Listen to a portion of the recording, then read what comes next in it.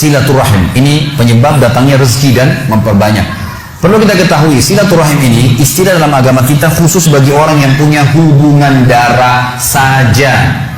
Bukan semua orang muslim, gitu kan? Kalau seorang muslim umumnya kita mengatakan ukhuwah, persaudaraan. Kalau sila artinya hubungan, rahim hubungan darah, hubungan darah. Makanya kata Nabi SAW, telusuri jalur nasab kalian. Saya sarankan sini teman-teman, mulai malam ini kalau bisa, coba ingat-ingat siapa kakeknya, ayah kakeknya. Kalau ada orang tua kita masih hidup, tanya, buat jalur nasab. Karena Nabi SAW mengatakan, telusuri jalur nasab kalian. Kakek kita siapa, ayahnya siapa, berapa bersaudara, nikah sama siapa, saudara-saudaranya, punya anak siapa. Jangan sampai kita ketemu sepupu kita di jalan, nggak tahu gitu. Ada rahim dengan kita, gitu kan. Kata Nabi SAW, telusuri jalur nasab kalian, karena akan memudahkan kalian silaturahim. Silaturahim. Jadi ini harus yang punya hubungan kerabat ya, hubungan darah. Dalam riwayat Bukhari Muslim yang lain kata Nabi SAW, kata seorang sahabat, waktu dia bawa satu kantong dirham, dia bilang, ya Rasulullah, saya punya sekantong dirham, saya mau sedekahkan. Ada dua orang target saya. Yang satu muslim umum, tidak ada hubungan kerabat sama saya. Yang susah, yang satu muslim, punya hubungan kerabat sama saya dan susah. Yang mana saya bantu?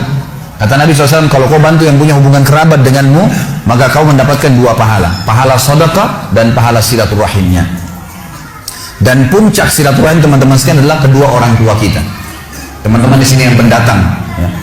Juga tentu yang mukim, yang orang yang memang asli di sini. Kalau orang tua Anda masih hidup, jangan sia-siakan. Kejar sedekah paling afdal ke mereka tuh. Silaturahim teman-teman sekalian, pakai stopwatch kalau antum merasa terganggu pekerjaan. Telepon sehari 1 menit aja. 1 menit aja. Telepon tuh ayah, ibu, tanya kabarnya. Ayah, ibu baik, ada kebutuhan? Oh enggak ada nak, baik doain ya. Mereka bilang, semoga kau selamat nak, sudah luar biasa tuh.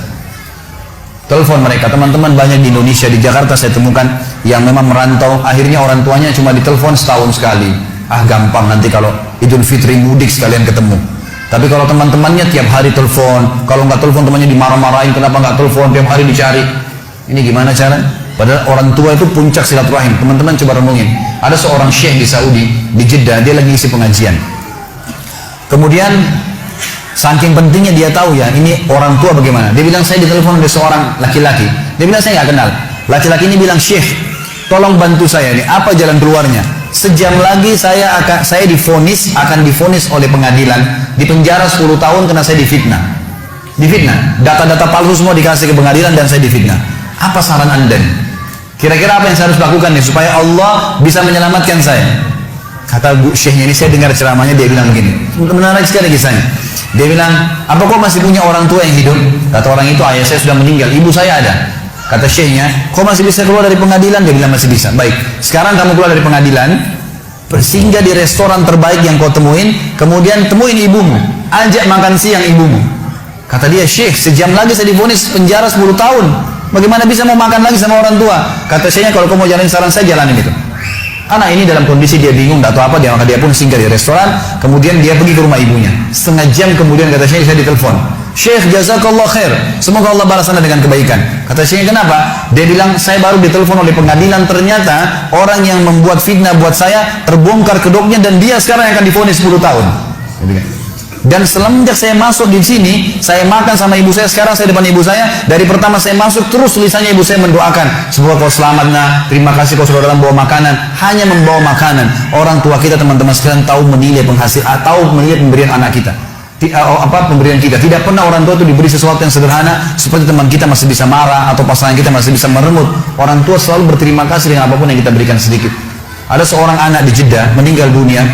Seorang syekh lagi sholat, suaranya Masya Allah bagus sekali kalau dia jadi imam. Saya banyak cerita tentang Saudi karena saya pernah kuliah di sana teman-teman. Jadi bukan karena Saudinya.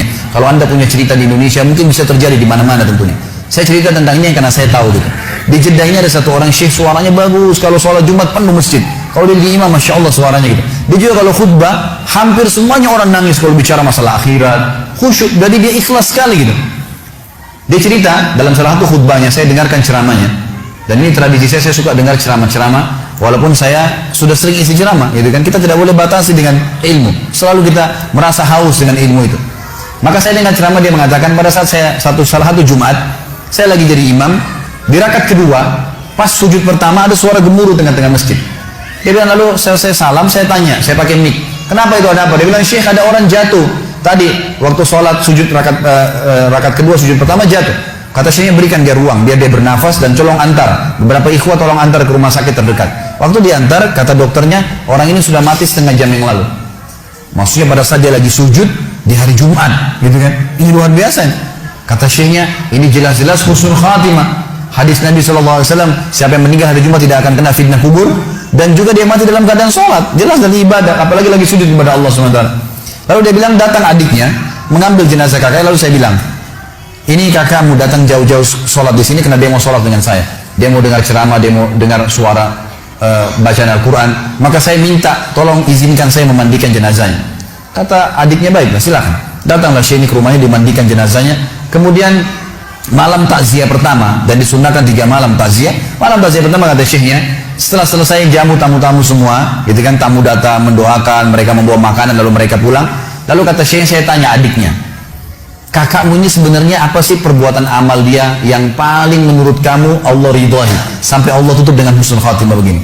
Dia bilang, Syekh, kami punya orang tua, ayah kami sudah meninggal, ibu kami masih ada hidup, dan kami 6 orang bersaudara semuanya bakti dengan ibu kami. Tapi kakak saya ini punya kelebihan plus. Setiap kami datang ke rumah ibu kami pasti dia yang paling pertama ada. Sisirin rambutnya, aturin bajunya, laki-laki ngurus gitu, orang tua ibunya dirawat betul sama dia. Dia bilang sampai kalau sisirnya patah dia yang gantiin, sampo, sabun semua dia yang siapin, semuanya diperhatikan.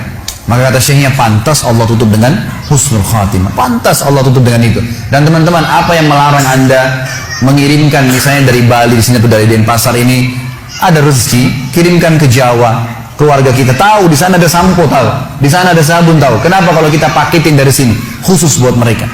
Maka luar biasa, mungkin kita korbanin 500.000, 300.000 teman-teman sekalian, sudah cukup orang tua kita mendoakan kita seumur hidupnya. Bagaimana kalau setiap bulan kita rutinkan, gitu kan?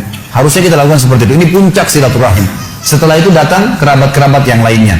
Kata Nabi SAW, siapa yang ingin diberkahi umurnya, di sini sering diterjemahkan dalam buku Indonesia, siapa yang ingin dipanjangkan umurnya, gitu kan? Sebenarnya tidak ada kata-kata panjang umur ya, karena umur sudah ditentukan, 60 ya 60. Tapi di sini maksudnya diberkahi. Jadi kalau dia punya 60 tahun, dia sering silaturahim, dengan ada orang lain punya umur 60 tahun tidak silaturahim, kita temukan yang sering silaturahim ini akan berkah hidupnya. Sudah banyak bangun masjid, sudah banyak kegiatan-kegiatan sosial, Allah berkahi umurnya. Siapa yang ingin diberkahi umurnya dan diluaskan rezekinya, maka dia sebaiknya melanjutkan silaturahim.